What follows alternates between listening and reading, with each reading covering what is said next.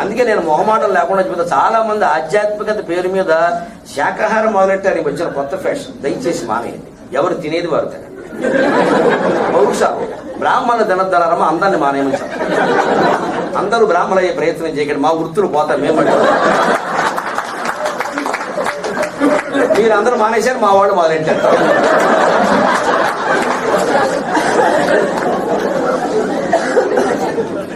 కమ్మవారు, రెడ్లు, కాపులు, ఇతర కులాల వారందరికీ మాంసాహారం నిషేధం చేయలేదు. రోజు తినమని అర్థం కాదు. అక్కడ నిషేధం ఎందుకు చేయలేదు అంటే హిందూ ధర్మం కోసం అవసరమైతే కర్రెచ్చుకు రావాలమ్మా. పౌరుషం ఇవాళ చాలా అవసరం.